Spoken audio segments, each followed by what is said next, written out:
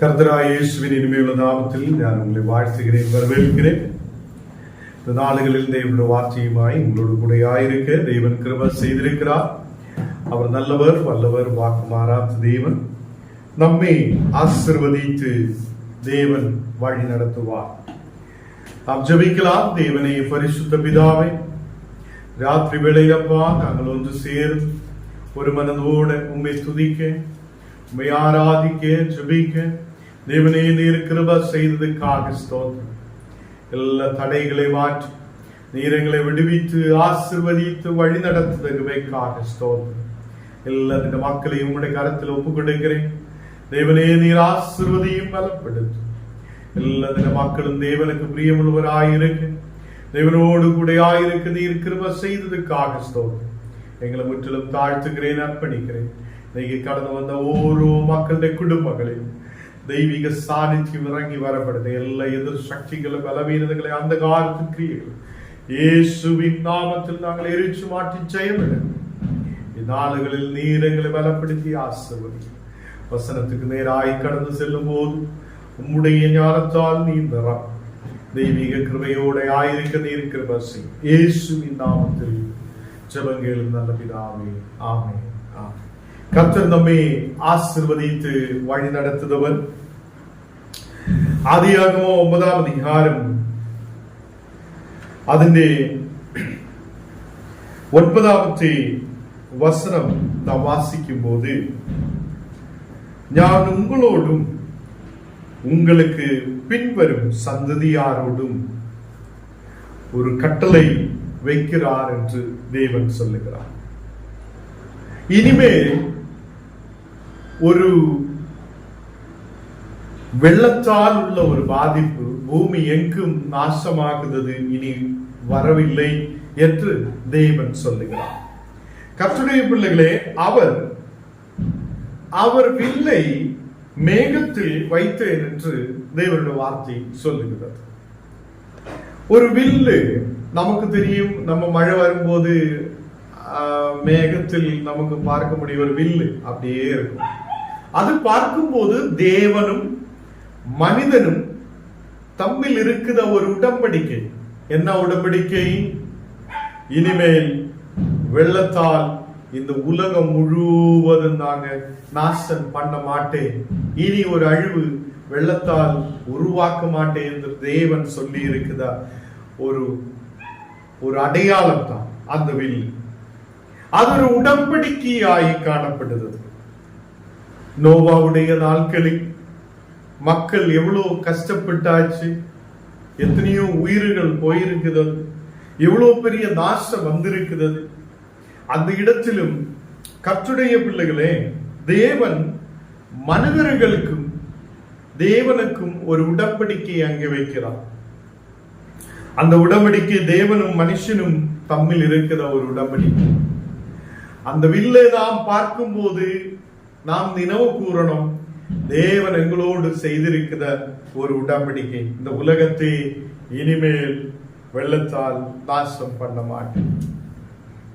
இங்கே கர்த்தருடைய பிள்ளைகளே, ஆதியாகமம் 9ஆம் அதிகாரம் அதின் 1வது வசனத்தில் வாசிக்கும் போது, பின்பு தேவன் நோவாவை அவன் குமாரரையும் ஆசீர்வதித்து, நீங்கள் பலுகி பெருகி பூமியை நிரப்புங்கள், நீங்க பெருகி பூமியை நிரப்புங்கள் என்று சொல்லி இருக்கிறது. கர்த்தருடைய பிள்ளைகளே, இது ஒரு ஆசீர்வதிக்கப்பட்ட வசனம். தேவன் நோவாவையும் அவன் குமாரரையும் ஆசீர்வதிக்கிறார். நீங்க பெருகணும், நீங்க வளரணும், பூமி முழுவதும் நிரம்பணும் என்று சொல்லி இருக்கிறார். இன்னைக்கு என்ன கேட்கிற கர்த்தருடைய பிள்ளைகளே, ஒரு குடும்பங்களில் யாரெல்லாம் குழந்தைக்காக ஜெபிக்கிறதோ அந்த மக்கள் இந்த வசனத்தை, ஆதியாகமம் 9ஆம் அதிகாரம் 1வது வசனத்தை சொல்லி சொல்லி ஜெபிக்கணும். ஆண்டவரே, நீர் எங்களை பெருகி பூமி எங்கும் பெருக சொல்லி இருக்கும் போது, நிரம்ப சொல்லி இருக்கும் போது, எங்களை எங்கள் குடும்பத்தையும் ஒரு ஆசீர்வாதத்தால் நிரப்புங்க என்று சொல்லணும். அப்படி சொன்ன மக்களுக்கு ஒரு பெரிய ஆசீர்வாதத்தை தேவன் கொடுப்பான். தேவன் கட்டளையிட்டு இருக்கிறது, ஆசீர்வதித்து இருக்கிறது. நோவா என்னதான் நோவாவும் அவன் குமாரர்களும் மட்டும்தான் அங்கே இருக்கும். உலகம் முழுவதும் அழிந்து போனது. அப்ப நோவாவிலிருந்தும் அவனுடைய குடும்பத்திலிருந்து தான் இனி மனிதர்கள் பெருக வேண்டும். அதுக்கு அவர் நோவா குடும்பத்தை ஆசீர்வதிக்கிறார். நோவாவையும் அவன் குடும்பத்தையும் அவன் குமாரரையும் தேவன் ஆசீர்வதித்து நீங்க பெருகி பூமி எங்கும் நிரம்புங்கள் என்று சொல்லுகிறார். தேவ பிள்ளைகளை, இன்னைக்கு நாம் விசுவாசத்தோடு நம்முடைய குடும்பங்களில் ஜெபிக்கட்டும். தேவனே, எங்களுக்கு ஒரு வளர்ச்சி தேவையா இருக்குது. எங்கள் குடும்பத்திலும் இனியும் அநேக மக்கள் உருவாகப்பட வேண்டும். இந்த நாடுகளில் எங்கள் குடும்பத்தை ஆசீர்வதிங்க என்று சொல்லி நாம் ஜெபிக்கட்டும். தேவ பிள்ளைகளே, ஆதியாகமம் 9ஆம் அதிகாரம் 12வது வசனத்தில் எல்லா ஜீவங்களும் உங்களுக்கு கொடுக்கப்பட்டிருக்கிறது என்று தேவன் சொல்லி இருக்கிறது. எல்லா ஜீவிகளும் இந்த உலகத்திலே காட்டு மிருகங்களும் நாட்டு மிருகங்களும் எல்லாம் உங்களுக்கு கீழ்ப்படிந்து போகும் என்று சொல்லி இருக்கு. இதே மாதிரி ஆதி ஆகமத்தில் நாம பார்க்கும் போது ஆதாமு கிட்ட ஈவாள் கிட்டையும் தேவன் சொல்லி இருக்குது, இங்க இருக்கிற எல்லா மிருகங்களும் உங்களுக்கு விருப்பப்பட்டதாக இருக்கும், உங்களோடு கூட அது உங்களுக்கு கீழ்ப்படிந்து இருக்கும் என்றெல்லாம் சொல்லி தேவன் சொல்லி இருக்குது.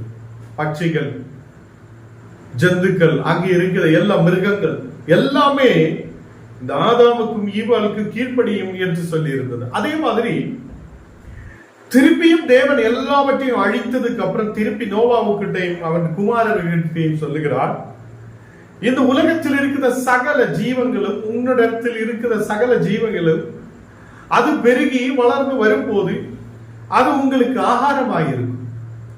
உங்களுக்கு ஜீவன்கள், ஜீவிகள், உங்களோடு கூட இருக்கிற மிருகங்கள் அது உங்களுக்கு ஆகாரமாய் மாற்றப்படும். அப்படி இருக்கும்போது 4வது வசனத்தில் தேவன் சொல்லுகிறார், மாம்சத்தை அதன் உயிராய் இருக்கிற ரத்தத்தால் புசிக்க வேண்டாம். இன்னைக்கு நமக்கு தெரியும், நம்முடைய உயிர் எங்க இருக்கிறது? ரத்தத்தில் இருக்கிறது.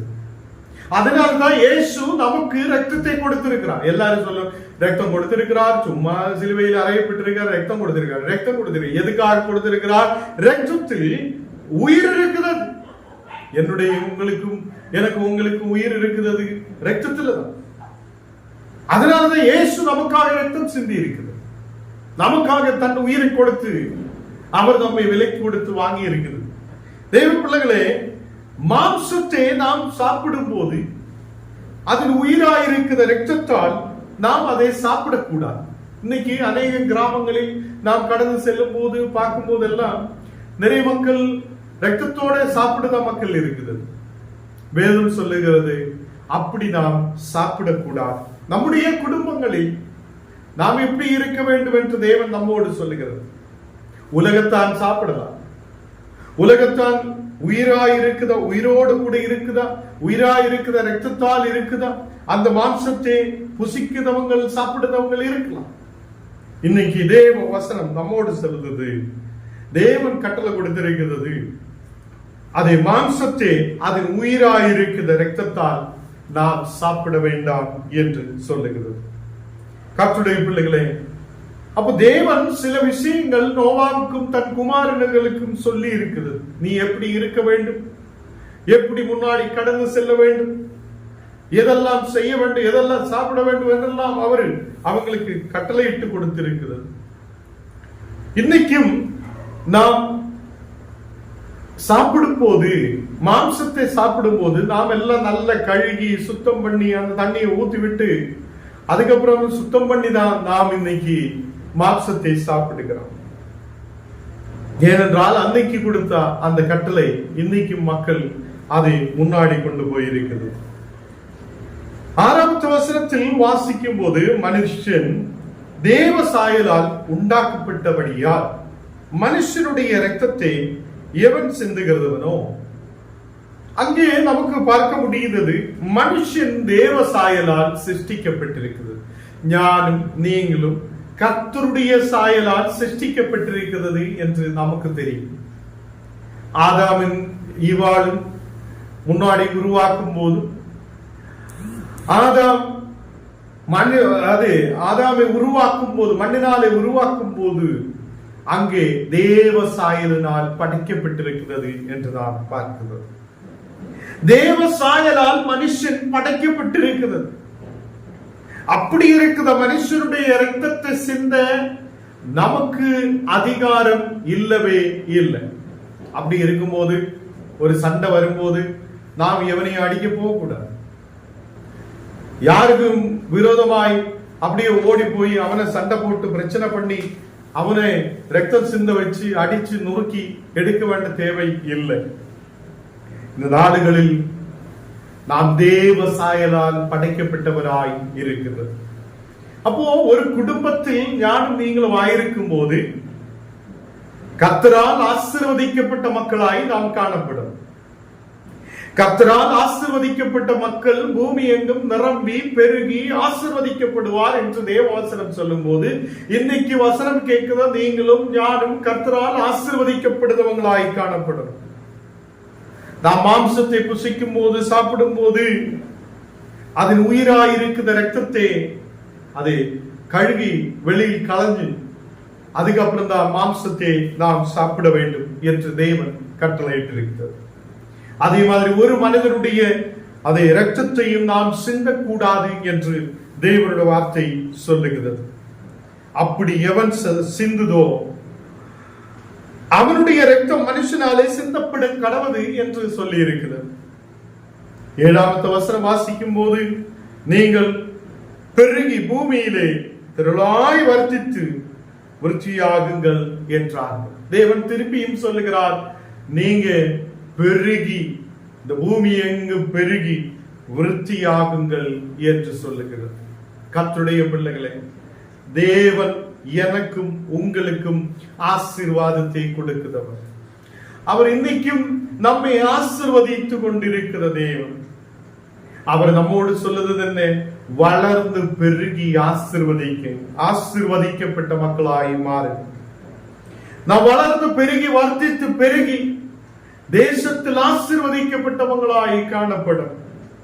கர்த்தருடைய பிள்ளைகளை, இந்த நாளில் அநேகர் கண்ணீரோட பாரத்தோடு கவலையோடு நாளைக்கு என்ன ஆகும் என்று சொல்லி எல்லாம் கவலையோடு இருக்கலாம். அந்த நேரத்தில் நாம் தேவனோடு அதை நாம் ஜெபிக்கும் போது, வர்த்தித்து பெருகுங்க, திரளாய் இந்த பூமியில் பெருகுங்க என்று ஆசீர்வாதத்தை கொடுத்த தேவனை என்னையும் உங்களையும் ஆசீர்வதிக்க நீர் உண்மையுள்ளவர் என்று நம்புகிறேன், நம்மை ஆசீர்வதிக்க உண்மையுள்ளவர் என்று நம்புகிறேன் என்று சொல்லி நம்முடைய ஜெபங்களில் ஜெபித்து பார்க்கட்டும். கர்த்தருடைய பிள்ளைகளை, நம்மை வளர வைக்க தேவனால் முடியும், நம்மை ஆசீர்வதிக்க தேவனால் முடியும். அவர் நம் தேவைகளை சந்திக்கிறவராய் இருக்கிறது. கர்த்தருடைய பிள்ளைகளை, 10வது வசனம் வாசிக்கும் போது, ஆதியாகமம் 9ஆம் அதிகாரம் அதனுடைய 10வது வசனம் வாசிக்கும் போது, உங்களோட பேழையில் இருந்து புறப்பட்ட சகல ஜீவ ஜந்துக்கள் முதல் இனி பூமியில் உண்டாக போகுத சகல ஜீவ ஜந்துக்கள் பரியந்தம், பறவைகளோடு நாட்டு மிருகங்களோடு உங்களிடத்தில் இருக்கிற சகல காட்டு மிருகங்களோடு என் உடன்படிக்கையை ஏற்படுத்துவேன் என்று சொல்லி இருக்கிறது. அங்கே பேழையிலிருந்து புறப்பட்ட சகல ஜீவ ஜந்துக்களோடும் தேவன் ஒரு உடன்படிக்கையை செய்கிறது. ஹல்லேலூயா. மனுஷனோடு மட்டுமல்ல, அங்கே சொல்லப்படுகிறது சகல ஜீவ ஜந்துக்கள் முதல் இனி பூமியில் உண்டாக போகுத சகல ஜீவ ஜந்துக்கள் பரியந்தம். இப்போ இருக்கிற அந்த பேழைக்குள்ள இருக்கிற ஜீவ ஜந்துக்களும் இனி உண்டாக போகுத ஜீவ ஜந்துக்களும், அதே மாதிரி பறவைகளோடும் நாட்டு மிருகங்களோடும் உங்களிடத்தில் இருக்கிற சகல காட்டு மிருகங்களோடும் என் உடன்படிக்கையை ஏற்படுத்துவேன் என்று தேவன் சொல்லுகிறது. கர்த்தருடைய பிள்ளைகளே, அப்படி ஒரு உடன்படிக்கை, அதுதான் நாம் வானத்தில் பார்க்கிற ஒரு வில்லு. அந்த வில்லு மேகத்தின் மேல் நமக்கு பார்க்க முடியும். பார்க்கும் போதே மனிதனுக்கு தெரியும், தேவன் நோவாவோடு அந்த மிருகங்களோடு செய்திருக்கிற ஒரு உடன்படிக்கை. இனிமேல் பூமி எங்கும் நான் அதை நாசம் பண்ண மாட்டேன். நோவா பயிரிடுகிற ஒருவனாய் காணப்பட்டது. கர்த்தருடைய பிள்ளைகளே, நாம் நம்முடைய வீடுகளில் பயிர் போடுதவங்களாய் இருக்கிறார், சில பேர் வேலைக்கு போகிறவங்களாய் இருக்கிறார், சில பேர் ஃபேக்டரியில் வேலை செய்தவங்களாய் இருக்கிறார், சில பேர் டிரைவிங்க்கு போகிறவங்களாய் இருக்கிறார். அப்படி நமக்கு தனிப்பட்ட வேலைகள் இருக்குது. அதே மாதிரி நோவா அங்கே பயிர் எடுக்கிறவனாய் இருந்திருக்கிறது. அவனுக்கு திராட்சை தோட்டம் இருந்திருக்குது. 21வது வசனத்தில் நோவா திராட்சை ரசத்தை குடித்து வெறி கொண்டு அவன் தன் கூடாரத்தில் அவன் படுத்து கிடக்கிறான். அப்போ கர்த்தருடைய பிள்ளைகளே, இந்த நாடுகளில் அநேக குடும்பங்களில் அநேகர் குடித்து போதையிலே காணப்படுகிற மக்கள் உண்டு. தங்களுடைய வீட்டிலே மனைவியை பார்க்க முடியாத, வீட்டுக்கு தேவைகளை சந்திக்க முடியாத, பிள்ளைகளை கவனிக்க முடியாத இருக்கிற தகப்பன்மார், இன்னைக்கு தாய்மாரும் குடிக்கிறவங்க இருக்கிறார். நான் ஒரு ஊருக்கு போகும்போது மக்கள் சொல்லுகிறார், இங்கே கணவன் மனைவியும் குடிக்கிறார் என்று சொல்லுகிறார். கணவன் மனைவியும் ஒரே இடத்தில் இருந்து உட்கார்ந்து நல்லா குடிக்கிறார், நல்லா அப்படியே ஆடி ஆடி கீழே விழுகிறார் என்றெல்லாம் சொல்லுகிறார். அவங்களும் நல்ல விசுவாசிகள் தான். கர்த்தருடைய பிள்ளைகளே, நம்முடைய குடும்பங்களில் போதைக்கு அடிமையாக கூடாது என்று இங்கு நமக்கு வசனத்தில் பார்க்க முடியுது. நோவா திராட்சை ரசத்தை குடித்து போதையிலாய் அவன் வெறி கொண்டு தன் கூடாரத்தில் வஸ்திரம் விலகி படுத்து கொண்டிருந்தது. அவனுடைய வஸ்திரம் விலகி போனது. நமக்கு தெரியும், ரோட்டை நல்ல தண்ணியில அடிச்சு அப்படியே போகுதவனுக்கு வஸ்திரங்கள் வந்து இருக்காது. எப்படி போகிறார், எங்க போகிறார், வண்டிக்கு கீழே போகுதா, இல்ல ரோடில் விழுதா, இல்ல ஏதாவது ஓடைக்குள்ள அந்த காவாய்க்குள்ள விழுதா என்றதெல்லாம் அவனுக்கு தெரியாது. போதையிலே இருக்கும். இதே மாதிரி இந்த நோவா போதையிலேயே காணப்பட்டது. அன்னைக்கு தேவன் கொடுத்திருக்கிற கட்டளை, தன்னுடைய குடும்பத்திலே இருக்கிற தகப்பனுடையோ தாயுடையோ இல்ல குடும்பத்தில் இருக்கிற மக்களுடையோ அப்படி அவங்கள் தவறான நிலையில் அவங்களுடைய சரீரத்தை பார்க்க கூடாது என்று முன்னவே தேவன் கட்டளை கொடுத்திருக்கிறது. நமக்கு தெரியும், முன்னாடி தேவன் கட்டளை கொடுத்திருக்கிறது. இங்கே 22வது வசனத்தில் அப்பொழுது அவருடைய குமாரன் கானானுக்கு தகப்பனாகிய காம் தன் தகப்பனுடைய நிர்வாணத்தை கண்டு வெளியிலிருந்து அவன் தன் சகோதரங்களோடு சொல்லப்படுகிறான். கர்த்தருடைய பிள்ளைகளே, இப்ப தகப்பனும் திராட்சை ரசத்தை குடித்து வரை கொண்டு அவன் படுத்து கிடக்கிறது. அவனுக்கு துணி இருக்குதா இல்லையான்னு அவனுக்கு தெரியாது. அவனுடைய மகன் அதை பார்க்கிறான். இங்கே 23வது வசனத்தில் அப்போது சேமும் யாபேத்தும் வந்து தங்கள் தகப்பனுடைய நிர்வாணத்தை மூடினார்கள் என்று காணப்படுகிறார். அவங்க எப்படி மூடினார்கள்? பின் திரும்பி நின்று அவங்கள் கடந்து சென்று அதை பார்க்காமல் அதை மூடினது என்று சொல்லுகிறது. 2 தரத்தில் இருக்கிற மக்கள். ஒருவன் அதை நேரா போய் பார்த்திருக்கிறார், அப்படி அவன் சபிக்கப்பட்டவனாய் மாற்றப்பட்டிருக்கிறார். அப்போ இங்கே கானானுக்கு தகப்பனாய் இருக்குத காம் அவன் சபிக்கப்பட்டவனாய் காணப்பட்டது. அந்த மீதி உள்ள மக்கள் அவன் திரும்பி போய் அப்படியே மூடுகிறான். அவங்கள் அதை பார்க்க விரும்பியதில்லை, அவங்க திரும்பி போயிருக்கிறார் என்று சொல்லுகிறார். இப்படி அந்த திரும்பி போன அந்த சேமும் யாபேத்தும் அவங்க ஆசீர்வதிக்கப்பட்டவங்களாய் காணப்பட்டது. கர்த்தருடைய பிள்ளைகளே, அவர்கள் எதிர்முகமாய் போகாதபடியினால் அவர் காணவில்லை என்று 23வது வசனத்தில் சொல்லுகிறார். 24வது வசனத்தில் நோவா திராட்சை ரசத்தின் வெறி தெளிந்து எழுந்த போது தன் இளைய குமாரன் தனிக்கு செய்ததை அறிந்து அவனை சபிக்கிறான். கானான் சபிக்கப்பட்டவன், தன் சகோதரனிடத்தில் அடிமைக்கும் அடிமையாயிருப்பேன் என்று சொல்லுகிறான். கர்த்தருடைய பிள்ளைகளே, இன்னைக்கு நாம் அடிமையாக்கப்படுகிற நிலைமை ஏன் வந்திருக்கிறார் என்று நாம் நினைத்து பார்க்கட்டும். நாம் ஏன் சகோதரர்களிடத்தில் அடிமையாக்கப்படுகிறார்?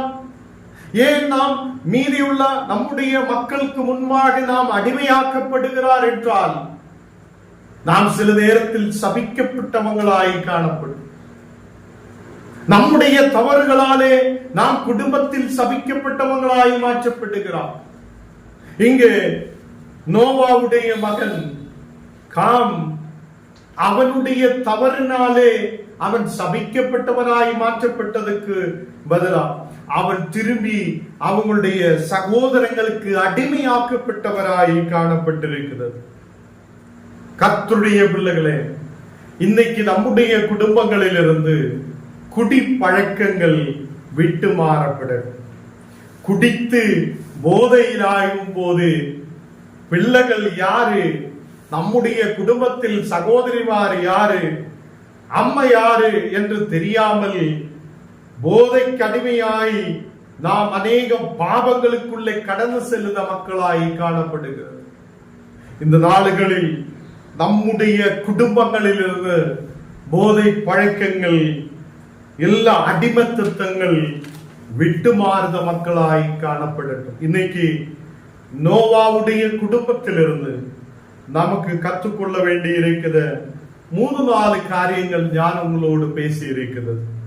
ஒன்னாவதாக தேவன் சொல்லி இருக்கிறது போல அவங்க ஆசீர்வதிக்கப்பட்டு பெருகி பூமி எங்கும் காணப்படட்டும் என்று, நிரம்பட்டும் என்று தேவன் சொல்லி இருந்தது. இரண்டாவதாக நாம் பார்த்திருக்கிறது, எல்லா ஜீவ ஜந்துக்களும் அவங்களுக்கு தேவன் கொடுத்திருந்தது. மாம்சத்தை சாப்பிடும் போது ரத்தத்தோடு சாப்பிடக்கூடாது, ரத்தத்தை கழுவி களைந்து அது சுத்தம் பண்ணியதுக்கு அப்புறம் சாப்பிட வேண்டிய, ஏனென்றால் ரத்தத்தில் ஜீவன் இருக்கிறது, அதனாலே அது அப்படி சாப்பிடக்கூடாது என்று நாம் கேட்டது. அதே மாதிரி ஒரு மனுஷனுடைய ரத்தத்தையும் நாம் சிந்தக்கூடாது என்று தேவன் கட்டளை கொடுத்திருக்கிறது. அதே மாதிரி நமக்கு ஒரு வில்லை தேவன் மேகத்தில் காட்டி இருக்கிறது. அது தேவனும் நமக்கும் ஒரு உடன்படிக்கையாய் காணப்படுகிறது. கடைசியாக நாம் பார்த்திருக்கிறது, நம்முடைய குடும்பங்களில் போதை பழக்கங்கள் இருக்கக்கூடாது. அது தகப்பனாகட்டும், பிள்ளைகளாகட்டும், குடும்பத்தில் யாராகட்டும், போதை பழக்கங்கள் வைக்கும் போது அங்கே பாவங்கள் பெருகப்படும், சாபங்கள் உருவாகும். அங்கே உங்களுடைய போத பழக்கத்தாலே உங்கள் பிள்ளைகள் அடிமகளாக்கப்படுத சூழ்நிலைகள் உருவாகும். உங்கள் வீடுகள் போய்விடும், உங்கள் பணங்கள் போய்விடும், உங்கள் சரீரம் அழிந்து கொண்டே இருக்கும். உங்கள் பிள்ளைகள், உங்கள் குடும்பம் அடிமையாக்கப்படுத சூழ்நிலைகள் உருவாகும். இதனாலே போதை பழக்கங்கள் நம் குடும்பத்திலிருந்து முற்றிலும் மாற்றப்படுது. அப்படி இருக்கிற மக்களுக்கு தேவன் விடுதலை கொடுக்கிறதுக்காக நாம் ஜெபிக்கின்ற கர்த்தருடைய பிள்ளைகளை, இந்த நாளுகளில் நாம் நோவாவுடைய குடும்பத்தை குறித்து தியானித்து வருகிறது. எத்தனை பேருக்கு இது நல்ல மெசேஜாய், நல்ல படிக்கிறதுக்கு ஞானத்தை கிடைக்கிறது என்று எனக்கு தெரியாது. யாரும் போன் பண்ணி ஐயா நல்லா இருக்குது மெசேஜ், எனக்கு நல்ல ஆசீர்வாதமா இருக்குது யாரும் சொல்லியதே இல்லை.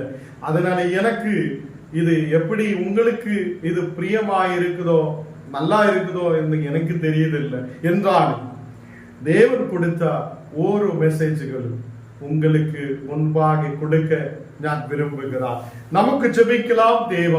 தேவன் நம்மை ஆசீர்வதித்து, தேவன் நம்மை தேசத்தில் பெருக செய்து, தேவன் நாம் இப்போ இருக்கிறதை காட்டிலும் வளர வைத்து ஆசீர்வதிக்க உண்மையுள்ளவர் என்று விசுவாசத்தோடு நம்பிக்கையோடு அவருக்கு முன்பாக ஒப்பு கொடுத்து நாம் ஜெபிக்கலாம். தேவனே, பரிசுத்த பிதாவே, இந்த ராத்திரி வேளையில் அப்பா நாங்கள் ஒன்று சேர்ந்து ஜெபிக்கிறேன்.